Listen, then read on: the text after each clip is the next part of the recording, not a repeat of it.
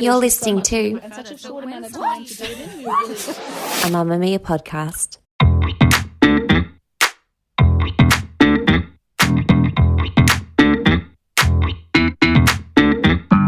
Hello and welcome to Cancelled. I am Claire Stevens, and on this podcast I tell the story of a celebrity or a TV show's cancellation from beginning to end. I do a bunch of research and I'm joined by Jessie Stevens. And what do you do, Jess? I show up, ask questions, defend, prosecute. I do other things on this show. I'm here. I was 4 minutes late and I'm ready to go. Great. You've done nothing to prepare, but that's all right. Because look, we live and breathe pop culture stories all day, every day. It's who we are. It's what we do. There's always a new pile-on. There's always a new person who Twitter has turned on. Gets in trouble. And you know, it's funny because a lot of them, it's like, oh, is that bad? Recently it was Matt Doran, the guy who screwed up an Adele interview. And you go, oh, is it that bad? Is it that bad? The person we're doing today, It is that bad. you go, oh, I need a bit of cancel culture here. Yes. Because I actually Today is evidence that there is no such thing as cancel culture. yeah, or it just doesn't go far enough. No. So the question, of course, is how do you know when someone has really committed a social crime Because they've been anti-Semitic. and when they've just done an oopsie? This is the podcast that figures that out because we have Courtroom. So, Jessie, you might be wondering who's on trial today. Yep. Mel Gibson. That they may take our lives, but they'll never take our freedom! He's a beautiful madman who is blessed with many talents and cursed with many demons. Who, by the way, is highly requested, and I would like to encourage people to share your requests because we will do them. Let's get stuck in. I have one word to say to you, Jessie, and it's signs. Circa 2002. What kind of machine can bend a stalk of corn over without breaking it? Can't be by hand, it's too perfect. I need you to know that before we came in here, and this is just letting the audience in on a bit of a secret, I did know we were doing Mel Gibson. I asked you an hour ago. Yeah. The first 3 words I've written, because sometimes I like to pretend I've prepped. See if everyone can hear. You always make me print something. I and then make see print it's got a something. paragraph. Yeah, Of that. This is what it says at the top. Mel Gibson. First 3 words in my notes. Great in signs. I have to agree. It's a great film. It's actually the highest grossing of all his films, which is a little Really? fun fact for you. And like Braveheart, you know?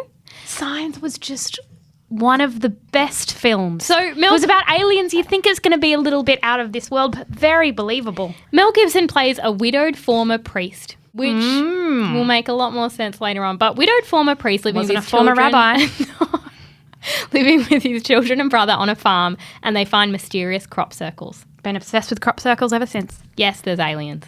And it's been 20 years, so I don't think that that's a spoiler. I think we can say that there's aliens. It's just great. So in that movie, he's a widower, and he's a good dad. He's Great a good dad. He's quite a good brother. And it did strike me that he would be great in a crisis. He's who you want when the aliens arrive. In hindsight, that was a character he was playing, not him as a human. Always get that confused with actors. Because I also got confused. So I did have great in signs, but I had 4 words following that. Okay. As another note. Also great in Gallipoli. Gallipoli, also really excellent. And I really think Australia enjoyed that we can say, yeah. there we go. Because when Our he was Mel. Our Mel. When he was well behaved, Our Mel. our Mel. Same with Russell Crowe. Yeah. Then Russell Crowe threw a phone. Their Mel. Their Russell. Yeah. Who's Russell? New Zealand? Yeah. Yeah. So with this, since, no one's claimed Mel Gibson as ours. No, he just happened to live here. Not For since. quite a long time. He's a permanent resident, but he's not Australian. Mel Gibson's full name is Mel Cullumsile Gerard Gibson. Yeah. Tells you a lot about someone. Tells you a lot that his full name is Mel. Do you know what I mean? It's not Melvin. Apparently there's I've a never saint. met another Mel. No. He's 66 and he has 9 children. He was born in New York State, then moved to Sydney when he was 12, and he studied at NIDA. Which we would like erased from the record. Yes, we would. I have here that one of his first big films was Gallipoli, and I've also got a note, remember how much we watched that at school. Yeah, it was just like every year it was They're an like Australian history unit. History. And I was like, we could teach you about, Indigenous culture, but No. instead what we're going to do is wheel in this television that has dust in it. Oh, look, Gallipoli, it's actually still in the VCR from last time we made you watch it 12 months ago. I just remember lots of running. He has an Order of Australia. And spoiler, but by the end of today's episode, one of my sentences will be that that's revoked. Oh, That wow. should be urgent. Spoiler alert. Gibson has had struggles with alcohol and gone to rehab for them, and he's often used that to explain his behaviour. But I would like to enter a story into the courtroom just before we start on that. After Sydney's first lockdown, I went to a girls' lunch. I hadn't had any alcohol in several months, and I went too hard. I was 30. It was humiliating.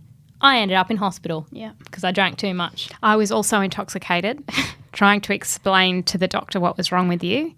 It was my job to keep your arm out, extended, because they were putting fluids directly into your veins. I got distracted on my phone on Instagram, and your elbow started to crease and your whole arm puffed up with fluid. And I went, uh-oh. I woke up to a puffy arm. And then I cried, and my boyfriend filmed it because he thought it was hilarious. Anyway, you know what I did We do? should show exclusively the cancelled listeners the photo from that night. This will be related to Mel Gibson Yeah, sorry, it is. eventually, but I'm going to show the cancelled listeners. You're not. Okay.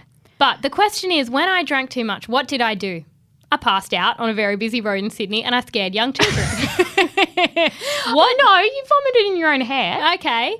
And a lovely man yelled out to you, I think that's your sister. Yeah.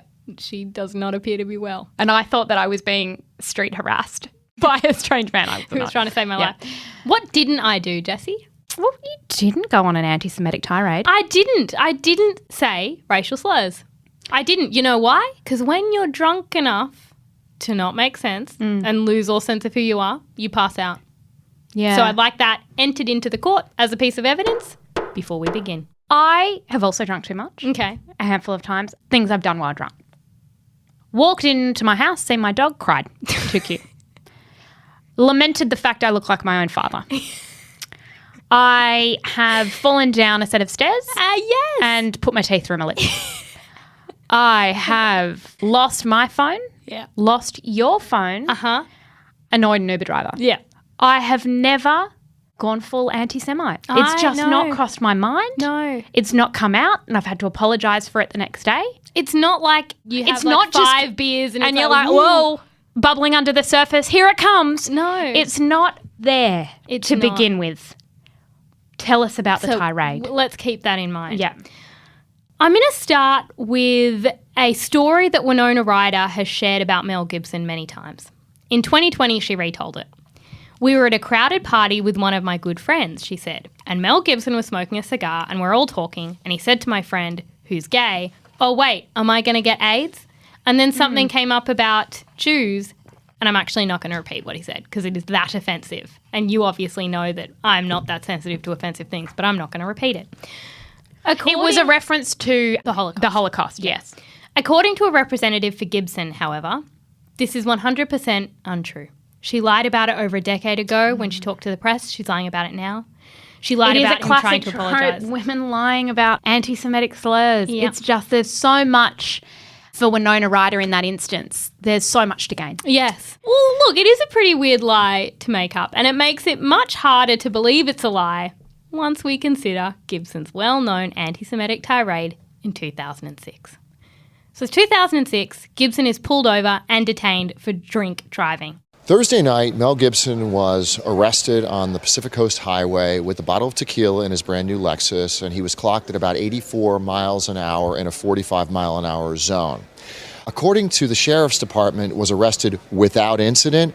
We're now finding out today that he not only leveled some, can only be perceived as anti-Semitic comments to the officer. He is in the back of a police car, and he reportedly goes on a wild anti-Semitic rant at the Jewish police officer. Like, was the police officer Jewish? He assumed, and he was correct. Okay, he got just it. happened to be correct. I say that it's a reported rant, but Gibson has apologised, and there's also an official police report with quotes. So it happened. Yeah. Jessie, this is straight from the original police report. I read it and have paraphrased it. Okay.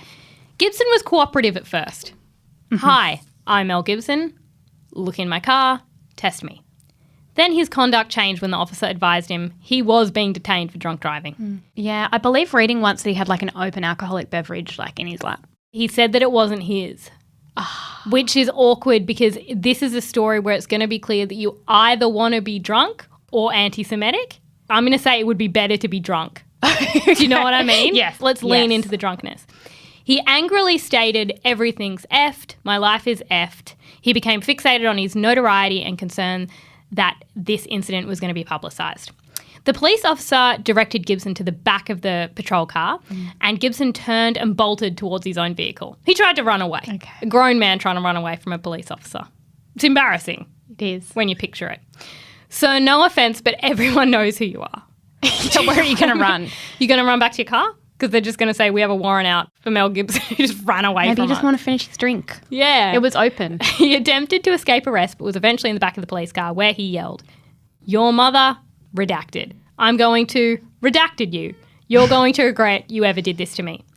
He told the officer he owns Malibu and would spend all his money to get even with the officer. So far, I'm actually sweet with all of this because it's not anti-Semitic. Oh, sorry, just about to get there. Okay, all right, cool. He blurted but out- like, for the record, like, I'm annoyed at him at this stage, but he's not, like, cancelled. No, but it's about to be. He blurted out a barrage of anti-Semitic remarks about redacted Jews and yelled, "The Jews are responsible for all the wars in the world." Just feels so irrelevant. And then he asked the officer, "Are you a Jew?" And I just find that interesting because it's like, it's as though he was just sharing an idea he had. The Jews are responsible for all the wars in the world. What- Are you a Jew? No, clearly you said that because you thought that he was. Yeah. And you were being anti-Semitic. And we're not having, like, a political conversation in the back No, of this car when you're being arrested. yelling. Yes. That officer then found the bottle of tequila in the car. Gibson said it wasn't his. And yes, my question is, mate, are you drunk or are you anti-Semitic? It's one or the other. He ultimately pleaded no contest to one misdemeanor charge of drunken driving and was sentenced to 3 years probation with a requirement that he spend the next year in a 12-step program for alcoholism. You'd think, hey, maybe you learn his lesson. Speaking about the incident 10 years later on a podcast, so he's been given an opportunity to talk about it, he said, "That arrest was recorded illegally. Oh, that's not the point. I was loaded and angry and arrested.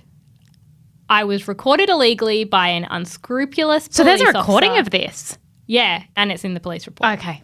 Who was never prosecuted for that crime. The real criminal here is the police officer. And then it was made public by him for profit and by members of We'll Call It the Press.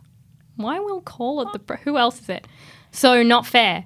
I guess as who I am, I'm not allowed to have a nervous breakdown ever. Again, Have a nervous have breakdown. a nervous breakdown. Be our guest. Yeah.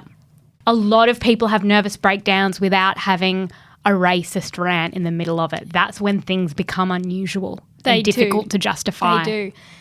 I have a snippet of this. When a Jewish interviewer asked him about those comments in a 2010 interview, so he kind of went off the scene after the Malibu thing. It's like, you got to sort your alcoholism. He comes back and an interviewer asks him about it. Totally makes sense to ask him about it.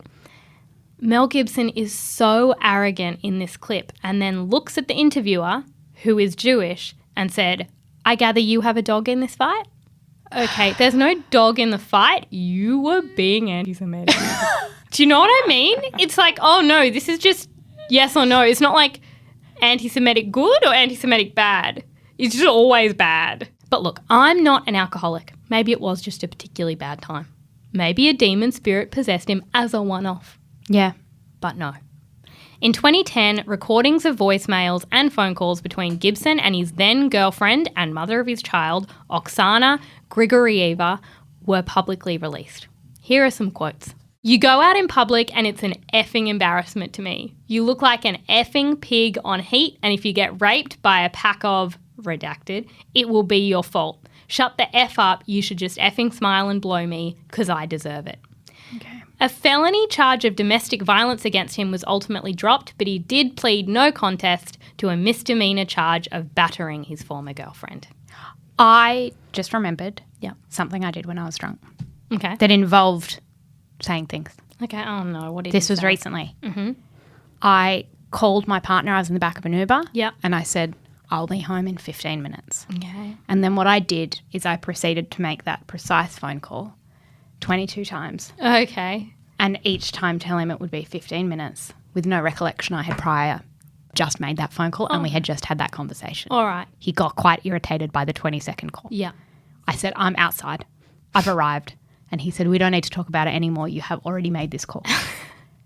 that is as bad as my behaviour gets. Yeah. See, we can do some odd things. When we're Irritating, drinking. annoying, Yes. need to be discussed in the morning, very disruptive to other people's lives. Yes. Not racist or sexist No. or anti-Semitic or violent. No. He has since said that the leak was a personal betrayal and terribly humiliating and painful for my family. I have a note here. Dude, you are humiliating for your family. He said the tapes were edited and added, it's one terribly awful moment in time said to one person in the span of one day and doesn't represent what I truly believe or how I've treated people my entire life. Except that it does. It does. He also said, who anticipates being recorded? Who could anticipate such a personal betrayal? If I was recorded, would I say things I wasn't proud of? Yeah, probably. Would I say that? Probably not. You look like an effing pig on heat. That's not nice. It's not nice. He was sentenced to 3 years probation, a year of counselling and community service.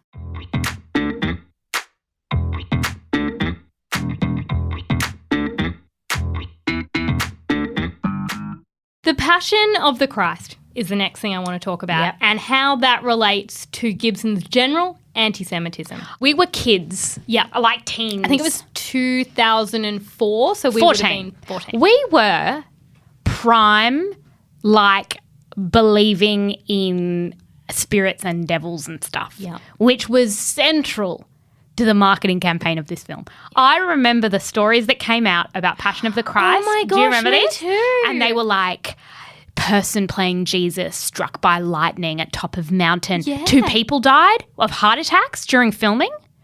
Remember it Do you was this think whole... that was God smiting Mel Gibson? That's what I believed up until today when I thought, maybe that wasn't even true. They just did that to sell tickets.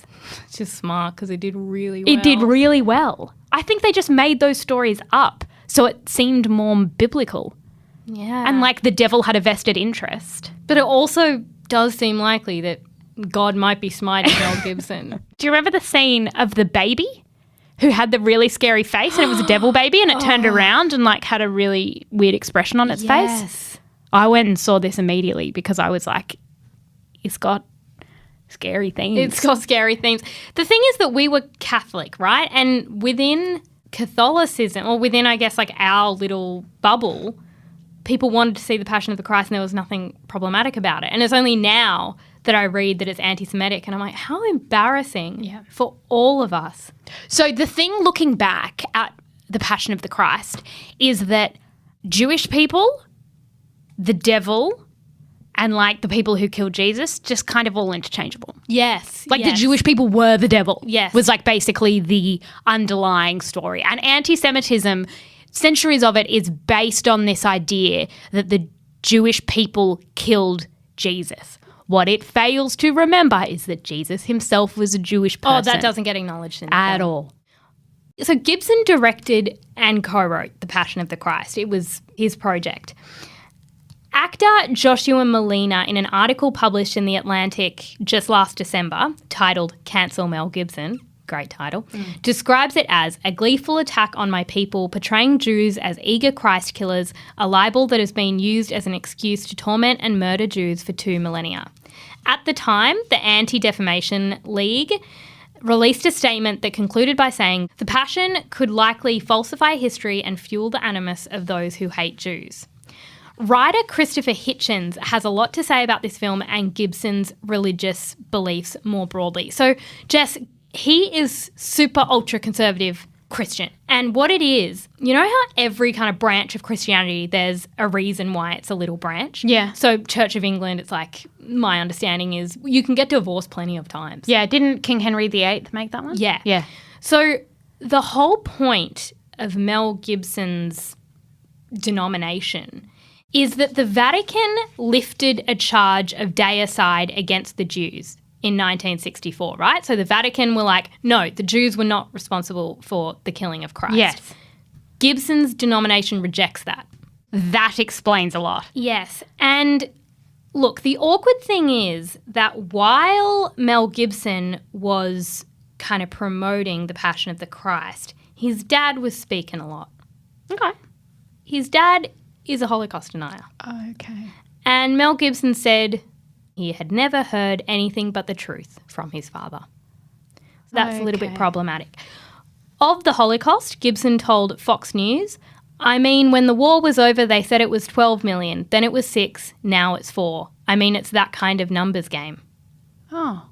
He has been asked outright, do you believe that the Holocaust happened because of what his father said? You don't want to be the guy who has to be asked that. And he says, yes, I do believe it happened because he knows someone who worked in a camp. But then he shut the conversation down, and it's like, why is this a question you're answering? And why do you know someone who worked in a camp? Do you know a Nazi? I don't. Report It's really him. strange. And basically, the release of Passion of the Christ was this real expression of his weird religion, right? And his ultra-conservative religion means that he has a whole lot of beliefs that would horrify all of us. In an interview with Barbara Walters in 1990, he made it very clear that only God knows how many children you should have, which is clearly anti-abortion. He has also said in interviews when he was married for a very long time, he said his wife wouldn't go to heaven because she wasn't Catholic. His seems current rude. wife? Like the woman he was married to, he's like, she's a better person than me, but she shan't be getting into heaven. Oh, that's such a hectic thing to say to someone. And on record, you know? Yeah. Very strange. Christopher Hitchens writes about Mel Gibson, we live in a culture where the terms fascist and racist are thrown about, if anything, too easily and too frequently. Yet here is a man whose every word and deed is easily explicable once you know the single essential thing about him. He is a member of a fascist splinter group that believes it is the salvation of the Catholic Church. Right. So Christopher Hitchens is basically like, this guy's beliefs are just so screwed up. In July last year, a video went viral of Gibson saluting Donald Trump at the UFC. I remember this. Like a Hitler salute? Yep. Yeah. So when I first saw it, I thought, oh, come on. Could just be a weird signal, weird kind of hat tip. Yeah. no I've had that situation where I'm like Hitler saluting and then Trump walks past and I'm like, oh, I wasn't, sorry. I was Hitler saluting at someone else. This could be misunderstood. It could be misunderstood as me Hitler saluting Trump, but I was actually just Hitler saluting this Nazi. And that's a very different thing. There's also a writer in Hollywood who has accused Gibson of shelving a film they were working on together about a Jewish hero because Gibson hates Jews. And he says that he has stuff recorded, some anti-Semitic things that he has said, many names, which I will not repeat. It's almost like what we've got here is a pattern. And, you know, you would look at it and you'd go, oh, is Winona Ryder lying? To try and make Mel Gibson look bad. Again, it appears to be in character. It seems more likely that he would have said something anti-Semitic at that party. I know. And it was likely that. It would seem strange if he didn't. Yes. Given that Winona Ryder. Yes, it would have been a strange Jewish. night for Mel. Yeah. If he went to a party and he didn't bring it up. Exactly. In June 2016, Gibson announced that he's going to make a sequel for The Passion of the Christ. Now, you've got another film coming up, I hear, but it probably haven't started yet, called The Resurrection. It's a sequel to The Passion of the Christ. Is that true? It's probably about 3 years off because it's a big subject. Yeah, I've read the book. Yeah. I don't think you should do it. I think you already did the one and you should leave it now. The other one did go really well, though. Yeah, but I just think he needs to stop. I think now we all feel icky about it. Okay, yeah. I want to bring one final thing up because obviously we've talked about some pretty heavy stuff. We've talked about racism, homophobia, anti-Semitism, domestic violence, but that's not all. Do you remember the movie What Women Want? I can hear what women think. Whoa, lighten up with that aftershave, buddy. I'm talking personal, private stuff. Saw it at the movies. It was an electrocution storyline. I remember him putting on stockings. It was quite creepy. Yeah, so Mel Gibson and Helen Hunt, and basically the idea is he gets electrocuted and then he can read women's minds, and that's kind of the only way he knows what they're thinking. Yeah. And just in hindsight, I think that's a bit problematic because you could also ask what they're thinking. Yeah. And also, he definitely steals a woman's idea at some stage. Yeah, I feel like that is the premise. Is that he goes really well because finally he can like read women's minds or something, and he works in advertising. Yeah.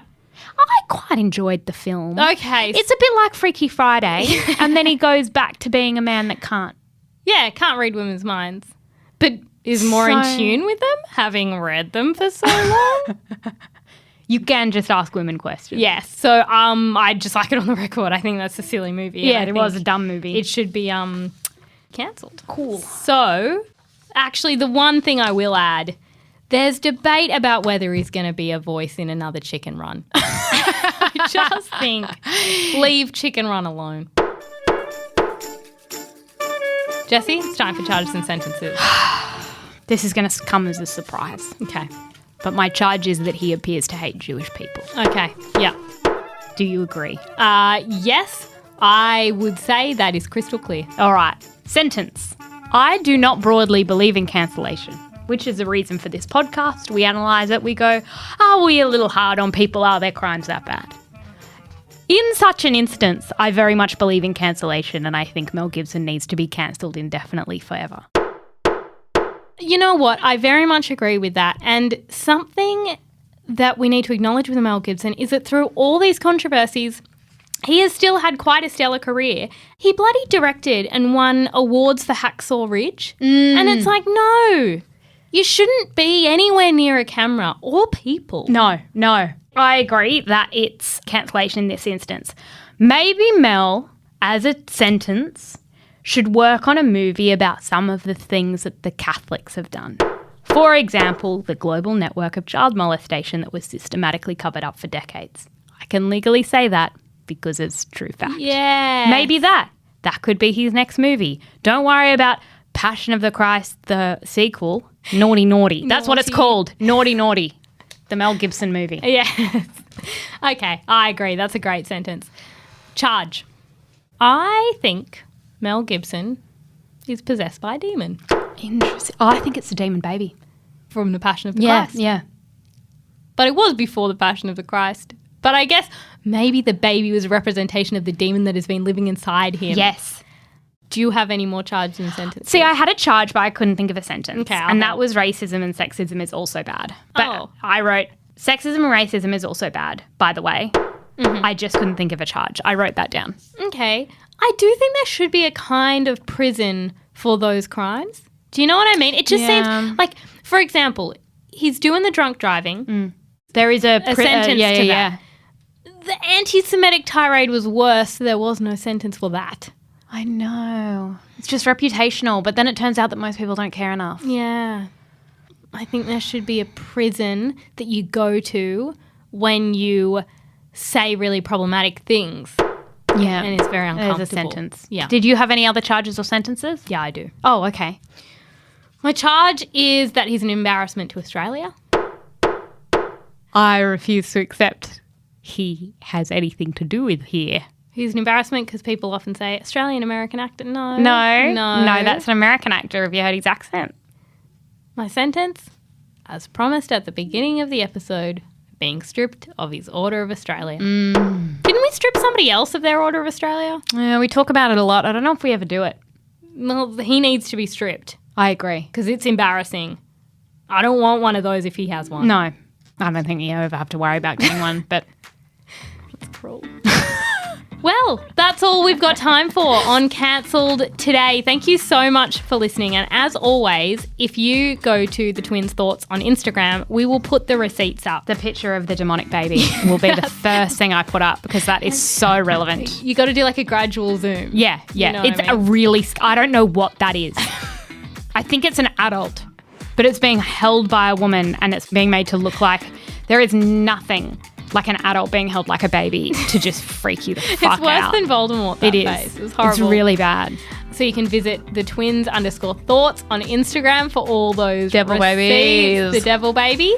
And if you've got any ideas for who we should do next, please let us know. And you can always leave us a review if you like what you hear. Thank you so much, and we'll talk to you next week. Bye.